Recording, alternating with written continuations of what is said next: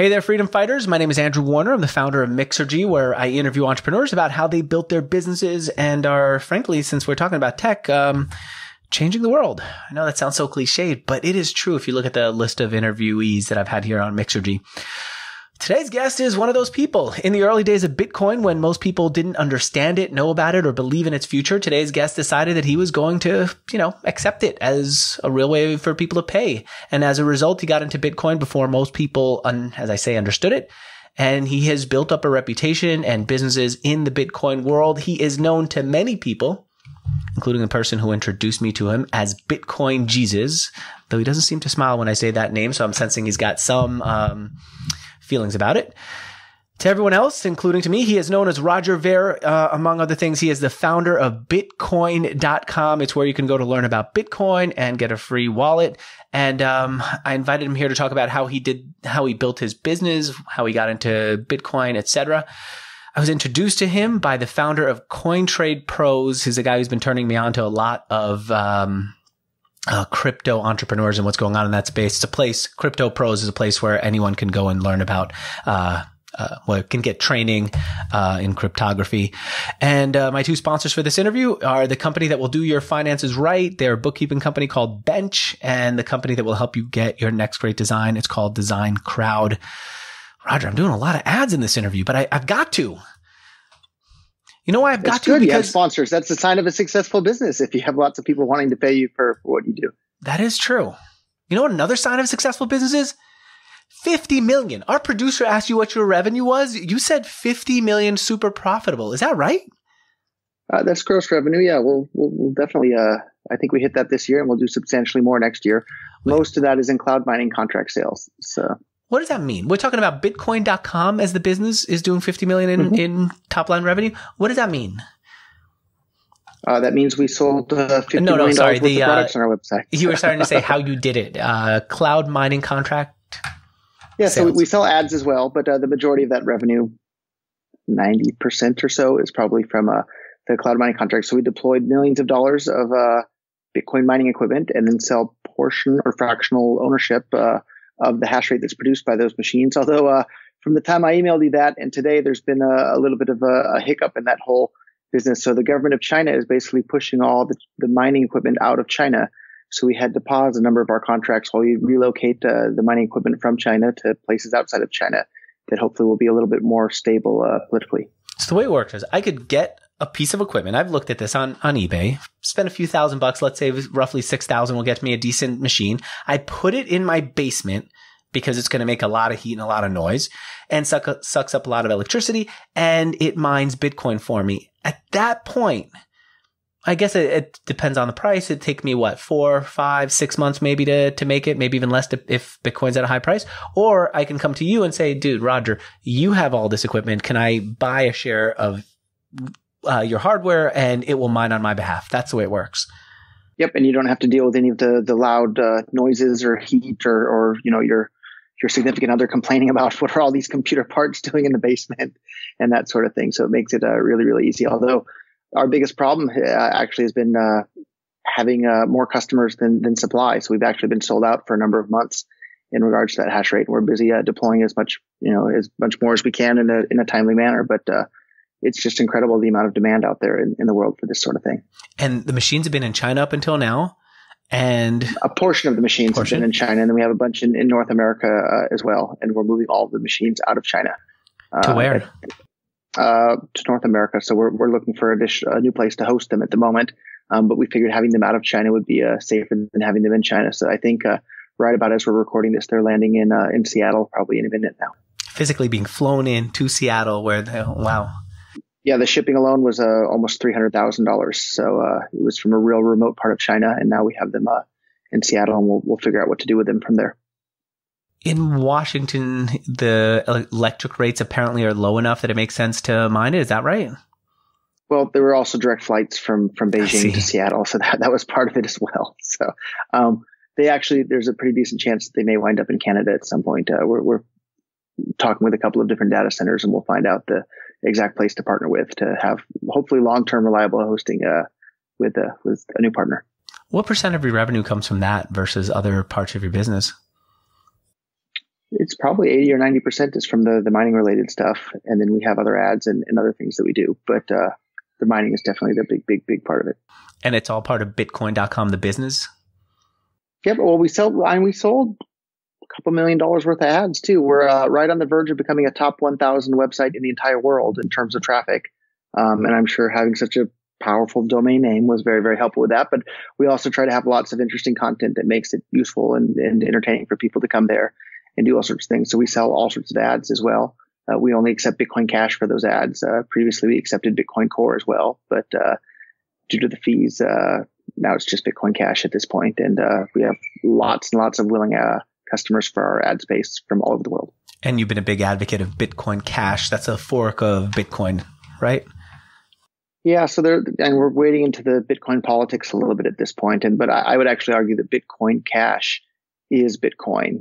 And it's Bitcoin Core that has gone off on a different path. It's completely different from the original Bitcoin white paper. And the Bitcoin that I fell in love with and got involved in 2011 allowed anybody to send and receive any amount of money with anyone anywhere in the world instantly, basically for free. And there's nothing anybody can do to stop it. And all of that is still completely true in regards to Bitcoin Cash. Most of that is not really true in regards to Bitcoin Core at this point. So the same pitch I've been giving about why Bitcoin is so exciting for 7.5 years now is completely true for Bitcoin Cash to this very day, and is no longer true about Bitcoin Core. So I feel like I'm still in love with the same Bitcoin I've always been in love with, and that's Bitcoin Cash. Roger, you're doing over 10 million hits a month on your site? I think we're getting about that a week, actually. Get out. You know what? I check this stuff as you say. We're one of the top sites. I'm like fact checking you as you do it. That's crazy.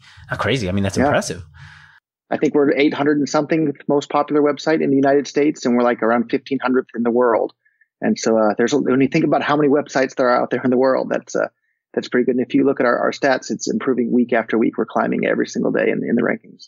You know, I got to be honest with you, Roger. I don't do video because the majority of people are watching. There's not much to see. It's you and me just talking. I do it so I can kind of see you and get a sense of my read on you.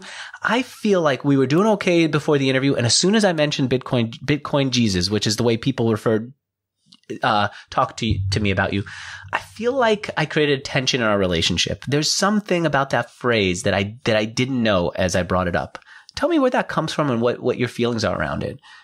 I guess the reason I'm not such a big fan about it is I want this to be all about the technology and not about me or any particular person that's involved with the technology. And this is a technology that liberates every single human being on the planet, whether, whatever country they're in, whatever color their skin is, whatever color their passport is, it doesn't matter. They now have the ability to transact financially with anybody else anywhere in the world, and they don't need permission from a bank or a government or anybody else. And that's not because of me. That's because of everybody that's gotten involved and started using it. It's this mass awakening of people around the world realizing that, wow, now there's a better option than what we've had previously. And I think people get too caught up in the personalities that are involved, and they're losing sight of the big picture, is that this is a liberating technology for everybody all over the world. And it doesn't matter who you are, what your name is, or what your nickname is. This is world-changing technology on par with in importance with the invention of electricity or the internet itself. That's how big of a deal this is. And I want people to focus on that, I suppose, rather than somebody with a nickname. Okay, that makes sense. So then speaking of that, I was texting other entrepreneurs who I interviewed to just let them know I was interviewing you to get some feedback from them or questions from them. Weirdly, Justin Hartzman, a guy who I interviewed before, didn't want to know about your business so much as where are you going with this? Because I'll tell you, for me, before the end of last year, I was trying to ACH money over to someone I was working with. It not only did it take a long time, it didn't happen before the end of the year, which was the one thing I needed to happen. And so for me, that's when it clicked. We need a better way of sending money than this antiquated system that goes through these banks where in the end, they didn't distrust me. They distrusted the person who I was sending the money to, and they thought maybe that person was pulling something. So for me, that's the kind of thing to perpetuate our current business environment. What Justin seems to be picking up on is you have a different vision, a more libertarian vision. What is your vision here? Yeah, my vision is to give every single person on the entire planet the ability to have 100% complete control over their own finances and not need permission from a bank or a government or a corporation or anybody at all. And that's what this is all about for me, because nothing like that's ever existed before in the entire history of the world. And now, thanks to the invention of Bitcoin, it does now exist. And when I first started telling people about Bitcoin, the biggest problem that I think it had is that it seemed too good to be true. And I had to convince people that, no, this really is true. It works better than ACH. It works better than PayPal. It works better than Venmo. It works in every country on the planet. You don't have to, give your name, your email address, or your tax ID number. It works for everybody worldwide. That's some pretty exciting, powerful stuff. And I guess that's still the problem. We just need to get the word out more. This is when you were running memorydealers.com, right? Right. So that was basically my first business I started while I was in college. And it allowed me to have enough capital to really hit the ground running in regards to Bitcoin when I heard about Bitcoin for the first time. So I took the capital that I had accumulated from memory dealers and plowed it into some Bitcoins and started investing in Bitcoin startups and started paying for national radio ads and put a billboard up in one of the busiest expressways in Silicon Valley, and basically just started doing everything I could to tell people can I break about that down? Exciting technology. Sure. I want step by step. So was the first thing that you did, you had memory dealers, you took the profit from that and you started investing it in Bitcoin startups, or it was the first thing you did was say, you know what, I'm going to accept cash or credit anyway, or Bitcoin. Did you start accepting it before you started going out and investing? So memory dealers, I think, started in 1999 or 98. I heard about Bitcoin in February, or I heard about it like January or February of 2011. And it took me a week or two to calm down about it and to get back to memory dealers' work. But the first thing I did was announce that memory dealers would be accepting Bitcoin as payment. And unfortunately, the products that memory dealers sell are basically only products that would be bought by businesses.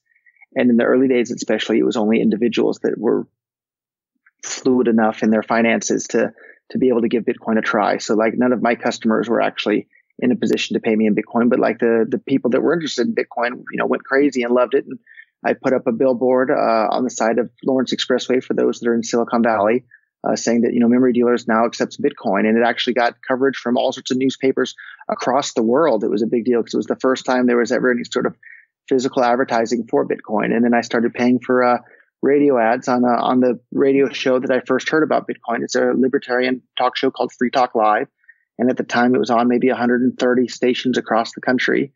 And I told them, hey, start advertising this Bitcoin thing. This is a really, really great thing for anybody that's interested in individual freedom or personal liberty or even just financial sovereignty, not having to beg your bank for permission to send an ACH transfer to somebody and then not have it get done in time. I'm sure everybody has a horror story or two in trying to deal with a traditional bank to get something done, whereas with Bitcoin, it's simply a protocol and it's bound by the laws of mathematics. So whatever you instruct it to do, it's going to do. And it doesn't matter how worrying a bank thinks the person that you might be paying happens to be. So you were accepting it, then running ads to promote the fact that you were selling and accepting Bitcoin. Did it help lift sales? My guess is, well, actually, did it? It didn't. No, I don't. To be honest, I don't think we sold much of anything at all ever for Bitcoin on memory dealers. But I was able to leverage that business that I had that was selling electronics products into opening accounts with Ingram Micro and Tech Data. And in the United States, Ingram Micro and Tech Data are the first and the third biggest distributors of consumer electronics goods. And so in 2012, I managed to put together a website called Bitcoinstore.com. And we listed the entire line card from both Ingram Micro and Tech Data for sale on Bitcoinstore.com. We only accepted Bitcoin for payment. And this was around 500,000 items. And we listed all of them at cost. And my plan to earn money from it was sell them all at cost, make Bitcoin more useful, and the value of the Bitcoins would go up over time. And so because we were selling them at cost and we had a business account with Ingram Micro and Tech Data, most of the products were actually cheaper than Amazon. And we sold a huge amount of products on Bitcoinstore.com. And it was the first website in the entire world to start actually selling things that people might want. So you could buy, and of course, early Bitcoin adopters are all gadget geeks. So you could buy any sort of electronic gadget you could possibly think of, or any computer part you could possibly want. And it would ship, right to you. We shipped worldwide. And it was a big, big, big success. And I think that's what really helped bring on the future wave of merchant adoption. Did you actually? And now I'm sorry to interrupt. I keep, as I say, looking this stuff up as you mention it. I'm looking at an early version of Bitcoinstore.com. I see an old Philips monitor going for 116 Bitcoins. Back then, Bitcoins weren't worth what they were today. Wow. And did people actually buy? Was this generating sales for you? It was. Oh, I saw your eyes just big light time. up. Well, at its height. Because right now I can't even buy anything with Bitcoin on Bitcoinstore.com, right? At its height, what was it generating in sales? I think we did around $4 million in sales in 2012. Okay. So, which is not bad for a very first year website. And at some points when the price of Bitcoin would go up, people would rush to place their orders. So there were some days where we were getting an order like every 3 minutes for throughout the entire day, which is a really, really fast run rate. Because you held the prices steady in US dollars, but people got to pay in Bitcoin. So they felt, hey, my Bitcoins are now worth so much more. If the Bitcoin's double in price, it's like the product is selling for half the cost. Got it. Okay. So if Bitcoin went from $5 to $7 in a day, people were so excited, rushed out to spend their $7 Bitcoin. So. You said that you started investing in Bitcoin startups partially because of Charlie Shrem's Charlie Shrem, the guy from BitInstant. Can you talk about that? How did he get you into it? So no, that was the first business that I found that was actually trying. It was the first person other than me that was trying to make Bitcoin businesses, or one of them anyhow. So Charlie posted on the Bitcoin Talk forum that I used to spend a lot of time on, saying like, I need a loan for additional capital to help people be able to buy Bitcoin at 7-Eleven and Walmart and a bunch of other places. And he said, none of these people have any clue what we're doing with Bitcoin, and I can't find anybody that's willing to loan me any money at all. And so I messaged him and I said, well, I have some money and I understand Bitcoin and I want to help Bitcoin. And I think we exchanged a couple of emails, and then I'm pretty sure I sent him Bitcoin rather than a bank wire. To invest in his business, and his business was going to enable people to go to their local Walmart and buy Bitcoin. Well, it was already up and running and allowing people to go to their local Walmart and 7-Eleven and a bunch of other places and buy Bitcoin. The problem is that so many people were trying to buy it. He didn't have enough float to get the money back to the exchanges to buy more Bitcoin to sell to these people that were buying it. And it was this circle, and he didn't have enough capital to move the money quickly enough. He ran into a couple of problems at the end, right? Partially, he was, I guess, I'm looking at a post from the FBI's website. They arrested him because he was selling Bitcoins on the Silk Road. Am I right? You're close. So the actual thing that they accused him of doing is they accused him of selling Bitcoins to someone who sold Bitcoins to someone who might have used them on the Silk Road. And in my point of view, like the Silk Road, the terms of service were very, very clear. Anything that's sole purpose is to harm other people wasn't allowed to be sold. So mainly people were buying things like marijuana and other drugs. And as a libertarian, I think I own my own body. I have the absolute right to put whatever I want in my own body. And if I want to buy and sell other things with other people on the internet that make them feel happy, for the most part, that's why people use drugs, because they like them, just like the same reason people drink alcohol, because they like it. Yet a bunch of other people don't want them to be able to do that. From my point of view, it's the lawyers and police and prosecutors that prosecute people for having a plant that makes them feel happy. It's the government people that are the bad people. What? There were more issues than that. People were buying and selling weapons on the Silk Road, weren't they? People were buying drugs even if they were underage, right? And so as a society, people decided we don't want that. We don't want to make guns that accessible. We don't want an environment where kids who are underage can buy drugs that aren't reputable and can potentially kill them, right? You don't think kids are able to buy drugs before the invention of the Silk Road? I think it's a lot easier. It was a lot easier on the Silk Road than it is to go on the street and get it, right? Maybe, but at the end of the day, I still think that people own their own bodies and have a right to decide what they want to put in it. And if a kid wants to use drugs, I think it's the parent's responsibility to tell them not to, not a bunch of people that don't know anything about the family or the kid or the situation involved. So, okay, all right. By the way, I don't have a point of view here. I just want to understand your point of view here, sure. And I get it. And so I see. So and if I can touch actually on one other interesting philosophical point that I had pointed out to me recently that I never saw it that way until somebody pointed out to me. It was in regards to gun control, that sort of thing. And another guy whose thinking process I'm a fan of, named Larkin Rose, he pointed out, people were talking about gun control, and he pointed out that gun control is gun violence, and everybody's opposed to gun violence. But then when you hear that gun control is gun violence, you have to stop and think, what does he mean by that? What he's trying to say is that in order to have gun control, you have one group of people with guns telling other people that they're not allowed to have guns. And if the people who aren't allowed to have guns try to have guns, the people with guns will use their guns to try and take away the guns from the people who aren't allowed to have guns. So if you look at it from that philosophical point of view, gun control is a form of gun violence. It's those people with the guns threatening other people, telling them they're not allowed to have guns, which I know isn't really the topic of this. No, it's fine. But I thought it was super interesting point. I'm into it. But I think what you were saying earlier was that the Silk Road was just about selling things that weren't going to cause harm, and it seemed like there were some products out there that could cause harm on there, right? Like weapons, things that sole purpose was to cause harm to others. So like weapons can be used for defense or offense, like just like a kitchen knife can be used to cut my steak, but it could also be used to murder my neighbor. But hopefully, it'll only be used for cutting my steak. Got it. Okay. All right. So you're saying the purpose was not to cause harm. It's just they were selling things.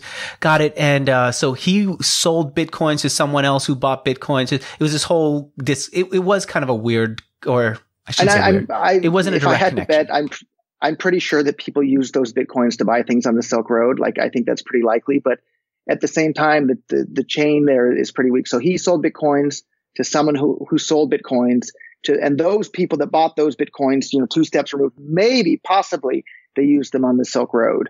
And to me, that seems like a bit of a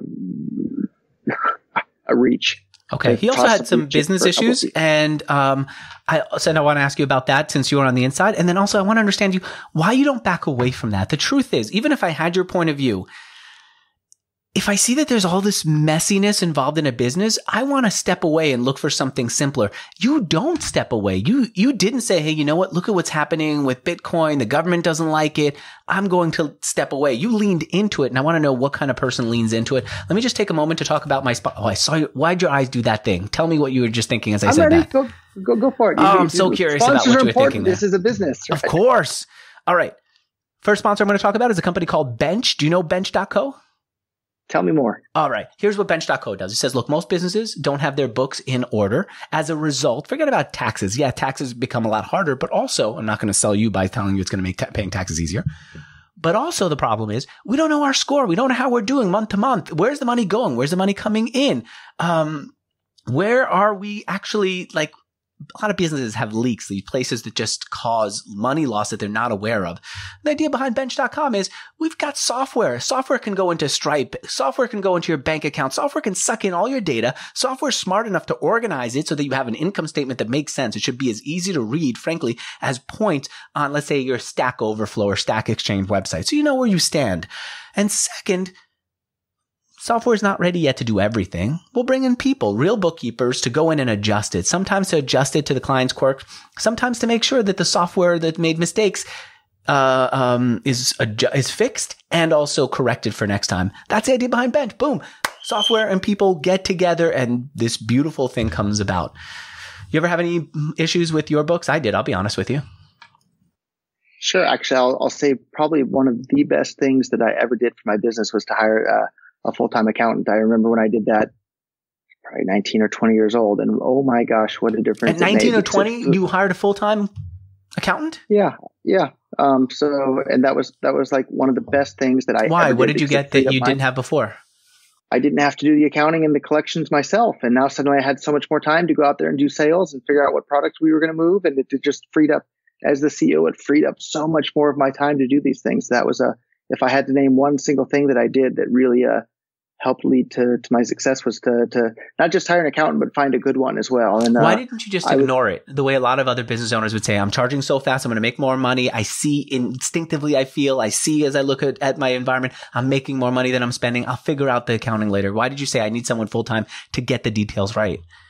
I think it's exactly like you said. You can find all these areas where you can save money, or money is being spent that isn't as efficient as it otherwise would. And then another part is it's one thing to sell the product and one thing to get someone to agree to pay you.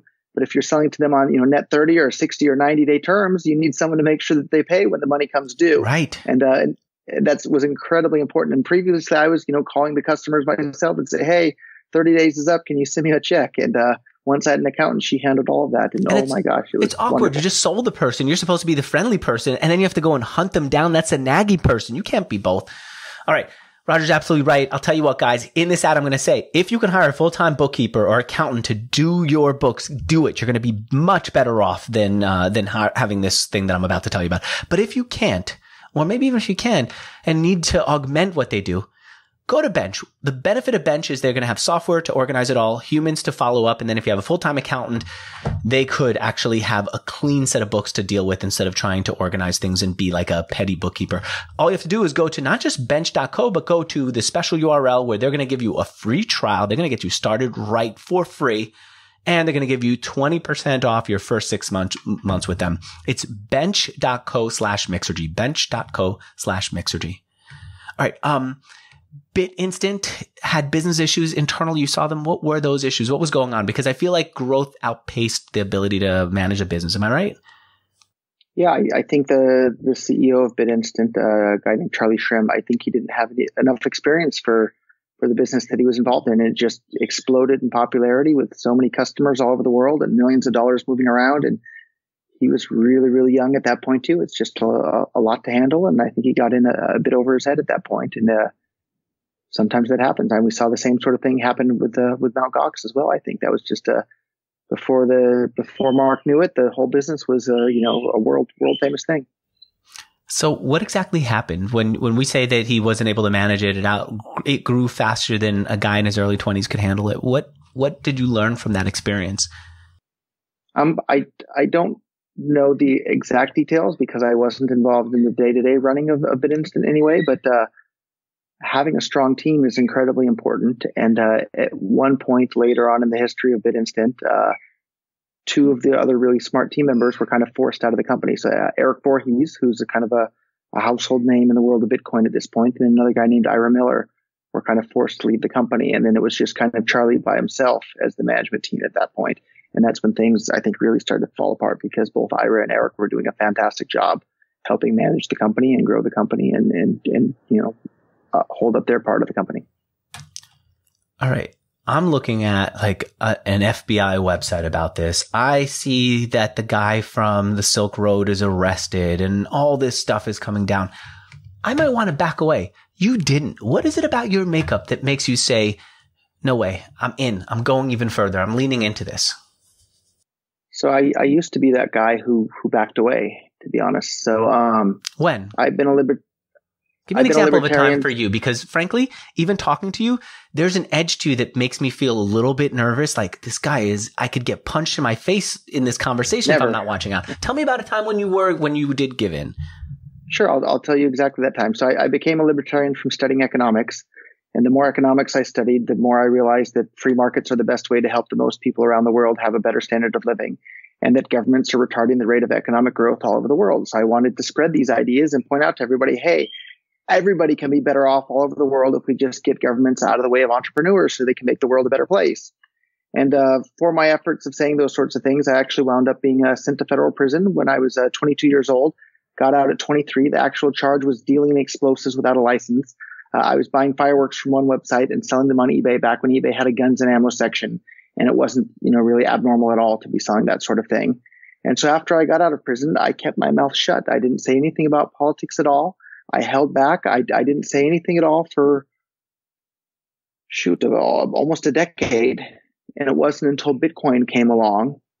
And if you study history too, if you look at it in the last century, governments murdered tens of millions of people around the world. They dropped nuclear bombs on unarmed civilians. They built nuclear bombs with money stolen from people in the form of taxes. They do all these horrible things. They round up Jews and send them off to concentration camps. All over the world, you can look at it. And even in the United States too, if runaway slaves, the government was busy catching them and sending them back to their slave masters. This is madness. And they're doing it all with stolen money. Of course, I'm opposed to all of this, but I kept my mouth shut because I was scared of these people. But then with the invention of Bitcoin and cryptocurrencies, I saw this as a tool for everybody all over the world to say, no, we don't need somebody to boss us around and steal half of our income and give back a portion of it to us and make a big deal about the fact that they gave us back a portion of the money that they already took from us with a threat of sending us to jail. So I saw this as kryptonite to the state, and I see the state as one of the worst things to ever happen to humanity. So that's when I stopped holding back and I started telling people, hey, we all need to deal with each other on a voluntary basis. If you're using violence or threats of violence against peaceful people, you're the bad guy. And it doesn't matter if you're wearing a uniform and working in a building with a flag out in front, you're still the bad guy. Politicians getting together and writing down words on a piece of paper doesn't alter morality. Just because they they called it a law. That doesn't change morality. If it's wrong, it's wrong. If it's right, it's right. And it doesn't matter what these people living in some far off city say. So when I saw Bitcoin, I saw it as kryptonite to the state. So I couldn't possibly hold back any longer. And so here I am out there putting probably my own safety on the line again. But this is too important. I don't want to see millions of additional people get murdered by governments. And it's still happening all the time. The U.S. government's dropping bombs on people all over the world. And they do it with money that's stolen from people in the form of taxes, or it's done with money that they're printing out of thin air. And if you and I printed our own money, US dollars, we'd go to jail for counterfeiting. But they do the exact same thing, and they just call it a fancy name like quantitative easing or economic stimulus. But it's economically detrimental to the economy for the exact same reasons. And now we have this wonderful tool in the form of cryptocurrencies to put a stop to all of this. So I can't possibly hold back anymore. But for about a decade, I did hold back. You know what? The thing that amazes me is you didn't just sell fireworks on eBay. You had huge, thriving business selling fireworks on eBay. Like everything you do just goes bigger and bigger. How much money did you sell worth of fireworks? So to be fair, the FBI and their prosecution of me, they like to embellish the amount of fireworks that I sold. I think the FBI criminal complaint thing, I think it said that I sold 50 pounds worth. But that was 49 pounds of devices from a supplier in South Carolina. Sold at least 14 pounds of devices. Yeah, it's a lot. And so it sounds like a lot. Well, it is true. But when you realize that it was, 50 pounds or 49 pounds worth spread out over maybe 2 years, it's not that much per month. And then that 49 pounds, that includes all the packaging and the cardboard boxes and this and that. And I remember when we were arguing for the plea deal, I went and calculated out how much the actual explosive product that was inside these firecrackers were. I'd have to go and recalculate it again, but I think it was less than a pound. I think it was, less than 16 ounces. So you told my producer, I saw a whole new way of exchanging money, a whole new type of money when I was in prison. Can you talk about that? What did you learn there? Sure. So as I mentioned, I became a libertarian from studying economics. And in these economics books, they talk about the origin of money and how something becomes used as money. And the idea there is it has to have some secondary use case, and it has to have other properties. So it has to be easy to store, easy to recognize, durable, easily transportable, and scarce, of course. And I read about these theories about the origin of money in these books, and I thought, okay, these theories make sense. That sounds pretty true and pretty likely to be the case. And then in prison, it's against prison law or prison rules to buy or sell anything with anybody or to engage in any commerce at all. But if you study economics or human nature, that's one of the things that make us human is being able to trade with other people. If you're not able to trade with other people, you're going to die. That's the reason we have this entire, worldwide amazing society that we have is because of trade. So of course, everybody in prison is busy trading everything with everybody else. Everything from drugs to prostitution to shoe shining, and cooking and laundry washing. So absolutely everything there. But I got to see firsthand that the things that people started to use as money were top ramen soups, postage stamps, and cans of fish and tobacco, of course. And all of those things, if you think about it, they're easily transportable, they're easily recognizable, they're scarce, they have some alternative use other than just money.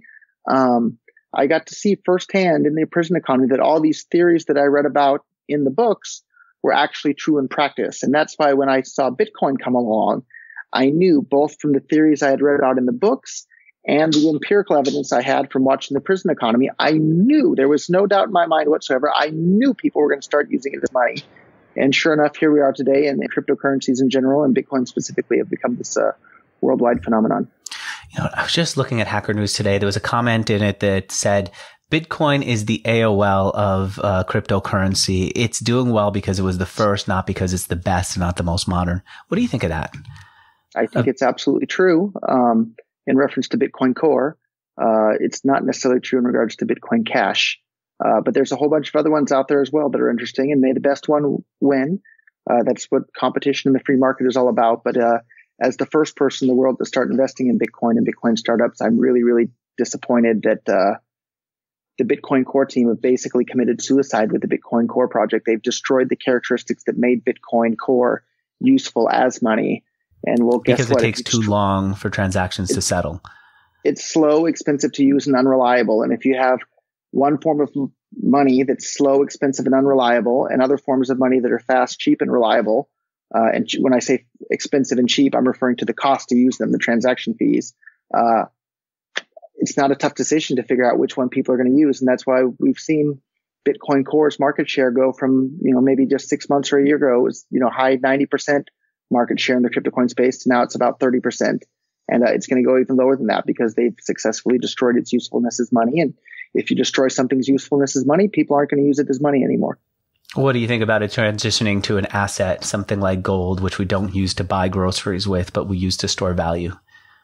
But the reason people use gold to store value is because it has other secondary use cases. So it's used in electronics, it's used in dentistry, it's used in jewelry, it's used in all sorts of other things. And if it didn't have those secondary uses, then it wouldn't be used as a store of value at all. So anything in the world that you can think of that people are using as a store of value, the only reason they're using it as a store of value is because it has some secondary use case. And all these supporters of Bitcoin Core think that Bitcoin can somehow be a store of value without having any other secondary use case. And they've destroyed its secondary use case, which was as a medium of exchange. And so if you destroy its usefulness as a medium of exchange and it doesn't have any other secondary uses, you've successfully destroyed its ability to be used as a store of value. And we're seeing that happen with its market share declining and going down, down, down. What do you think of what this guy, Chris Pritchard, who introduced me to you and told me I've got to get you on, is doing? It's called Coinbased Pros. He said that there's so many people doing training, trying to advise people on what cryptocurrencies to buy, that he wants to create a marketplace for it. Is there room for people to start advising on this level? Is to say what individuals should be investing in, which cryptocurrency? Yeah, there's actually already cryptocurrency hedge funds out there where their experts will invest your cryptocurrencies and move them around and do that sort of thing. There's absolutely a market. And I get people emailing me every day offering to pay me to do consulting for them. And I have to tell them, sorry, I'm too busy with my business to do that. But there's lots of other people out there that are making careers out of being experts about cryptocurrencies and giving people advice. But I think good advice to anybody that's listening to this is think for yourself. Don't just blindly follow the experts, because oftentimes the experts can be wrong too. Okay, so you started making your first investment in Charlie's company. What's the next big investment that you made in crypto, in Bitcoin businesses? Was it? Yeah, what was it actually? I was going to guess, but I don't think I know it. I'd have to go back and check myself because there were so many of them. But is there one that was especially big and important to your trajectory? Sure, one that was one that I missed that I guess could have been big and important to my trajectory was Coinbase. And so at the time, a lot of people don't know this, but blockchain.info and Coinbase, which are today the number one and number two biggest Bitcoin companies in the world, they used to be the same company. They used to be one company, and the two founders had a difference of opinion, and they split into two. And the blockchain.info founder wanted individuals to be in charge of their own money and have control of their own wallets, their own private keys, and not have the ability to have anybody have their accounts frozen or seized or manipulated in any way. And the Coinbase group wanted people to have a safer environment where their passwords could be reset if they forgot, or they could still have provided help to get access to their Bitcoins if they did forget. And at the time, and still to this very day, I'm very, very firmly in favor of the camp of putting people in charge of their own money and having them be in charge of it themselves. So I only invested in blockchain.info despite having an opportunity to invest in Coinbase. In hindsight, if I had, the same knowledge then that I have today, I just would have invested in both. So I would have done great by investing in both. I did absolutely awesome by investing only in blockchain.info, but I could have done even better by investing in both. And you live and learn. You invested in Ripple also. I did. Yeah. I actually put up the seed money to start Ripple. The same guy that started Ripple was actually the original founder of Mt. Gox. And then he was of the opinion that Bitcoin mining was wasteful. And he wanted to come up with a way to have Bitcoin, but without the mining and all the electricity that's used for mining. And the idea that he dreamed up was Ripple. So I paid for the first developer to start working on Ripple. And I've been kind of out of touch with their team for the last few years. But wow, they really seem to be getting popular recently. So more power to them. Did he become richer than Mark Zuckerberg?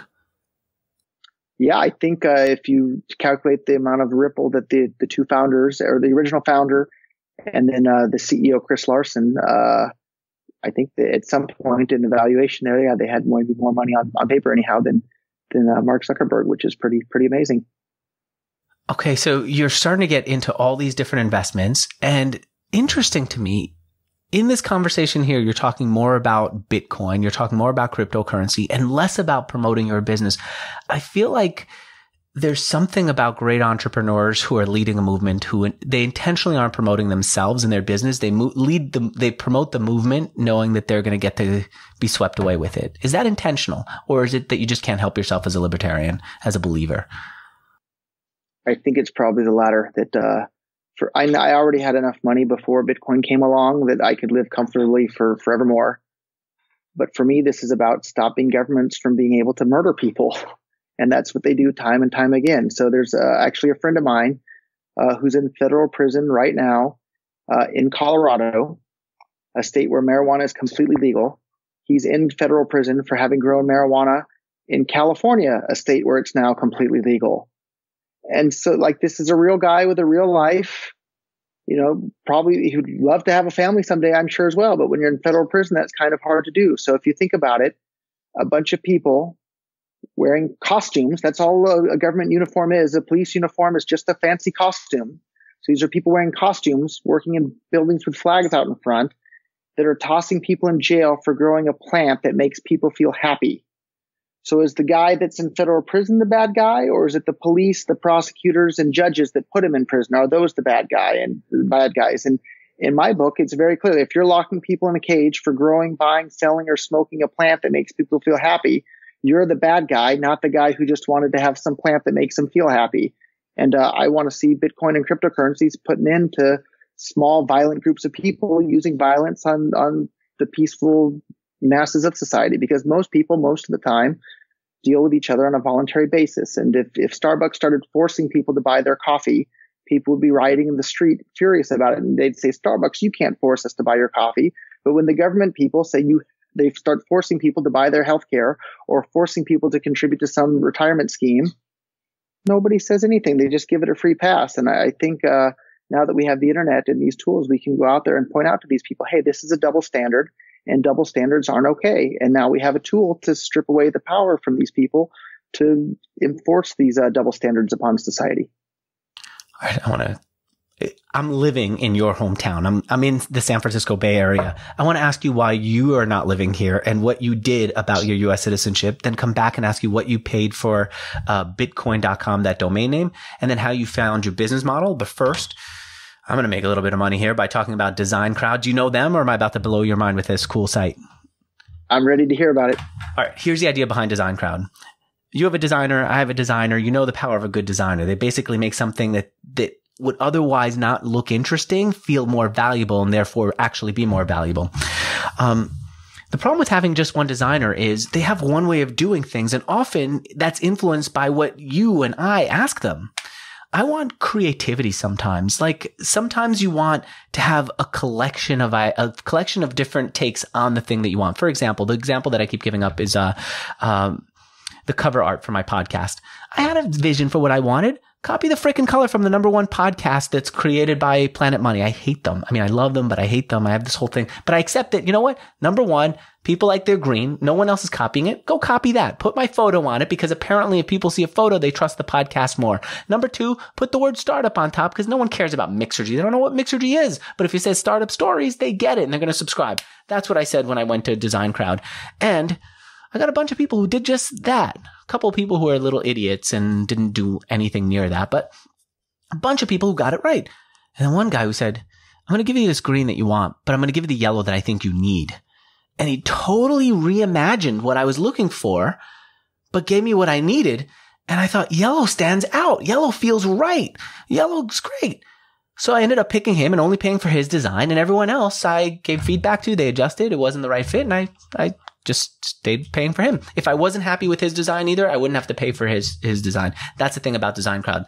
A crowd of people create designs for you. You only pay for the one you want, and they give you ideas that you never would have thought of.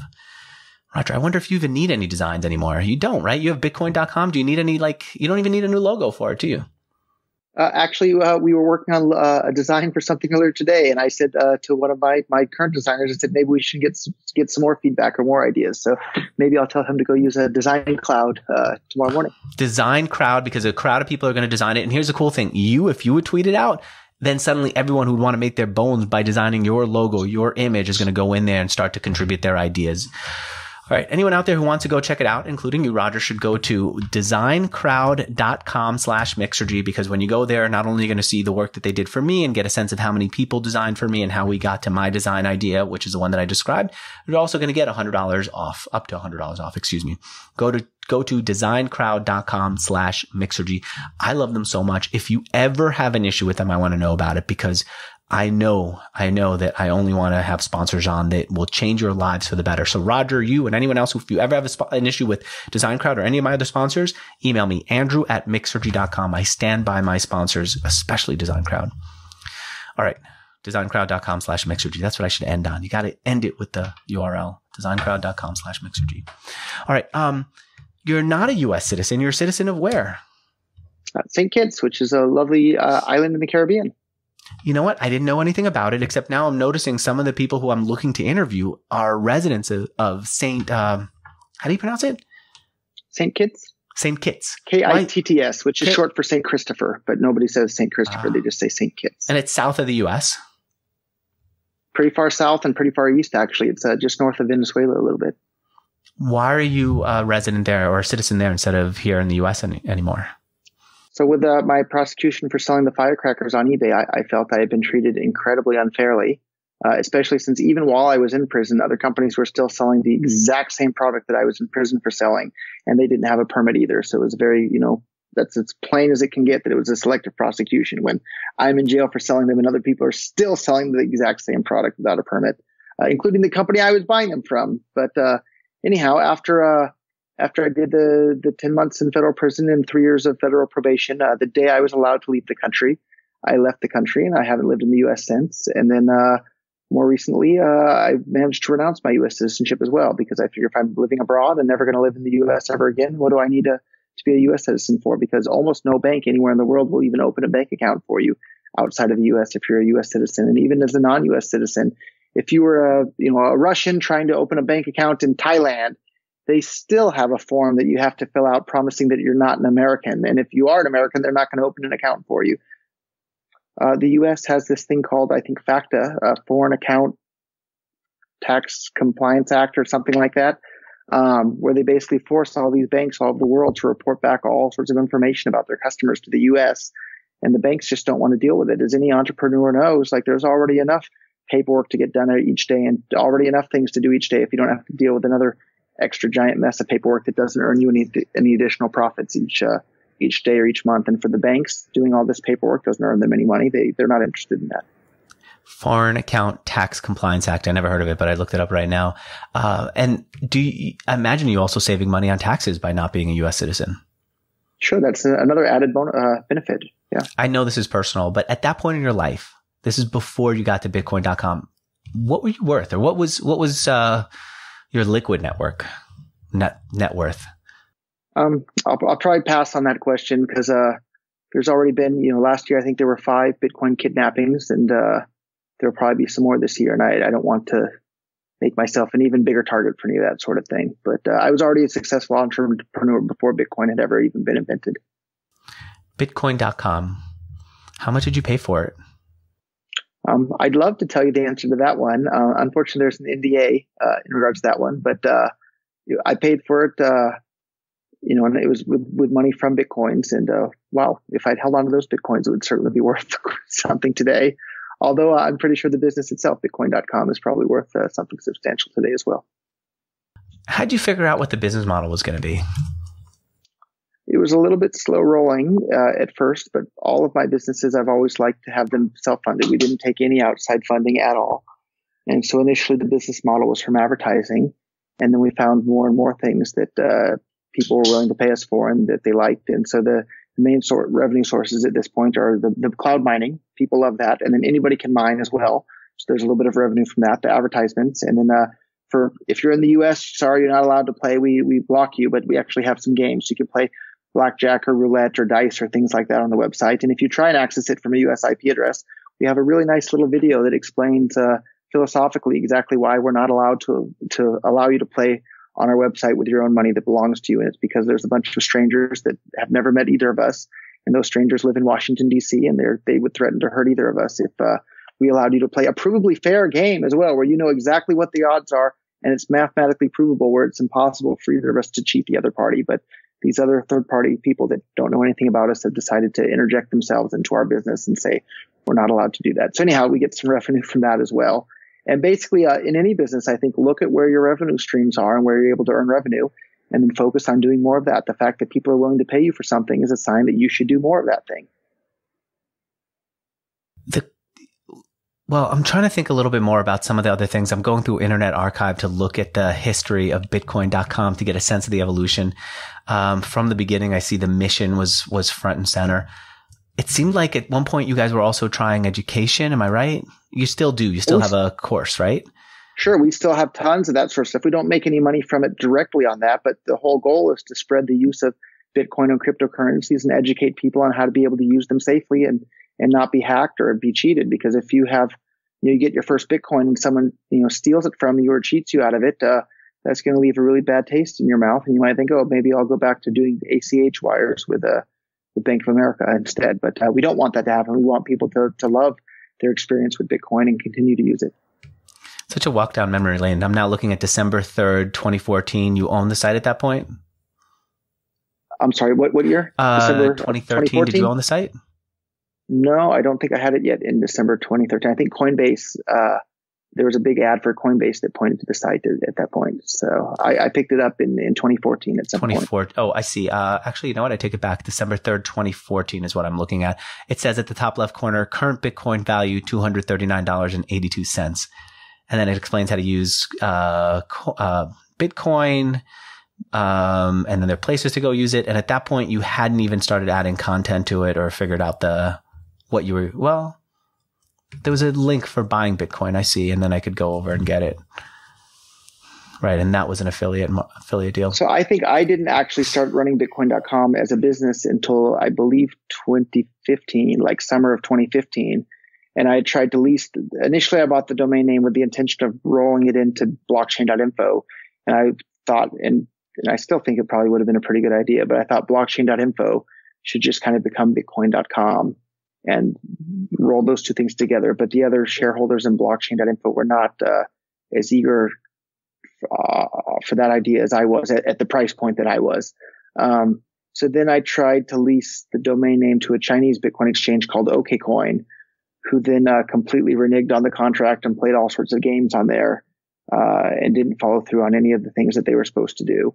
And then so when they backed out of their contract and broke that contract, then I started to run it as a business myself. And that was, I think, at mid 2015 or something. So for only having been around a couple of years, I think we've made a pretty good progress. Yeah. Any other businesses that you have that I haven't brought up that are worth bringing up? So I invested in basically the whole first generation of Bitcoin businesses. So some other common names at this point would be BitPay and Kraken and Purse.io I'm a fan of as well. And there's quite a few out there that didn't make it as well because not every business is going to be a winner, but that's life. And at this point, I'm really enjoying working on Bitcoin.com, not only to spread the use of Bitcoin, but to spread the ideas of voluntarism and the philosophy that motivates me to be involved at the same time. So it's nice to have such a big platform to be able to spread two things that I'm passionate about. Yeah, I can see that. All right. Well, thanks so much for being on here. There are a bunch of people who want to meet you as a result of this interview. I'm going to ask you about one of them once the interview is done, and I'll let you decide whether it's a good fit or not. You have kind of become a celebrity, but you don't seem to embrace it. You don't seem to want this. Yeah. So I guess a lot of people seem to think that I like public speaking or I like this, but the honest truth is I'm pretty much an introvert, and I'd just rather be alone with my computer than surrounded by a mob of people. But for me, the ideas are too important because we're liberating the entire world from this violent coercive system as I see it, and I'm much more excited about that than I am uncomfortable with being in public spaces with a whole bunch of people that I don't know. So why are you doing this interview? I'm appreciative of it, but what's in it for you? I get to spread these ideas. Just to spread the ideas. That's the big thing. Yeah. So a whole bunch of people are going to listen to this interview, and maybe some of these people never thought about the fact that the draft is the moral equivalent of kidnapping and slavery. And everybody knows that kidnapping and slavery is wrong, but everybody's kind of brought up being taught that, well, if there's a war, the government needs to have the ability to draft people. But when you call the draft what it is, which is kidnapping and slavery, you realize that, well, yeah, kidnapping and slavery isn't okay. And then when you stop and think a little bit more, that, wait a minute, a bunch of people in Washington, D.C. are claiming that they have the moral right to kidnap and enslave us and send us to some far off land to kill people we've never met. This is madness. And so thanks to your platform, I have, I can reach more people with these ideas. And I think when people hear these ideas, it is pretty clear that the draft is the moral equivalent of kidnapping and slavery. And if certain groups of people claim the moral right to kidnap and enslave others, those are bad people and they need to stop it. And I see cryptocurrencies as a way to put a stop to these sorts of things. How is cryptocurrency going to stop that? We can defund them completely. So we take away their ability to print money. We make it very, very difficult for them to collect taxes. We make it very difficult for them to do everything. And then there's another step that is a bit more aggressive that I think will be coming down the line What's at some that? point as well. So let's take an example of somebody that the world pretty much unanimously agrees is a pretty bad guy and it's oppressing all sorts of people. Or let's take a historical example so I don't get into too much trouble. Adolf Hitler. Today, almost everybody agrees that Adolf Hitler is a bad guy. Would you mind going with the current example? I want to take the risk if you're okay with it.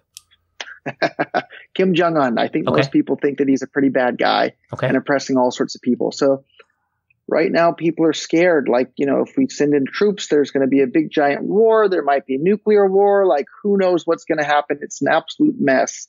And if you started a war, it's going to cost, hundreds of millions or billions and billions of dollars. Like, I don't even want to think about how much money would be wasted on that sort of thing. But what if you were to take a bounty payable in anonymous cryptocurrency and say anybody that correctly predicts the right day that Kim Jong-un dies, and you're not saying you want him to die, you're just saying that whoever correctly predicts that right day collects this anonymous bounty. And suddenly anybody that's part of his inner circle or anybody around him nearby has the ability to correctly predict the right day that he dies and collect this anonymous bounty of cryptocurrency. And suddenly that could be the end of a problem like Kim Jong-un. So you're saying this could take out leaders. It's a way of putting a price on on leaders' heads. And we may not dispute Kim Jong-un. And I don't want to see anybody die. I want to make that clear. But let's take another example. So like Saddam Hussein was getting out of hand when I was a kid. I think it was the late 90s. And he invaded Kuwait, and then the U.S. invaded over there, and there was a big giant mess. Well, what if the prince of Kuwait or whoever was in charge over at Kuwait at the time saw that, Saddam Hussein is thinking about invading here? What if you told Saddam Hussein, hey, if you invade here, we're going to put a bounty of X number of millions of dollars worth of cryptocurrency on your head? Well, Saddam Hussein probably wouldn't have invaded. And what if Saddam Hussein did the same thing to I think it was George Bush Sr. at the time and said, hey, if you invade us, we don't have a big army, but we have enough money to put a bounty. Maybe he wouldn't have invaded. So hopefully this is a way to prevent the wars from even happening in the first place. How much of your time is spent thinking about this versus how to get more customers for your business for Bitcoin? I think those are two sides of the same coin. The more people that are using money that's outside of the control of government, the less control governments have of people.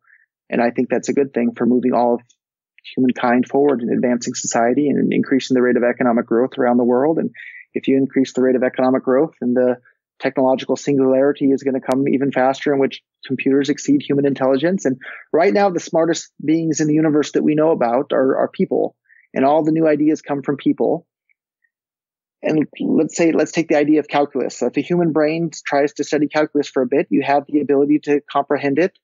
If you gave a dog brain 1,000 years to try to understand calculus, it's not going to be able to understand calculus just because a dog's brain doesn't have that ability. The same thing is about to happen when computers exceed a human intelligence. There's problems that a human mind can't even understand what the problem is, let alone solve it.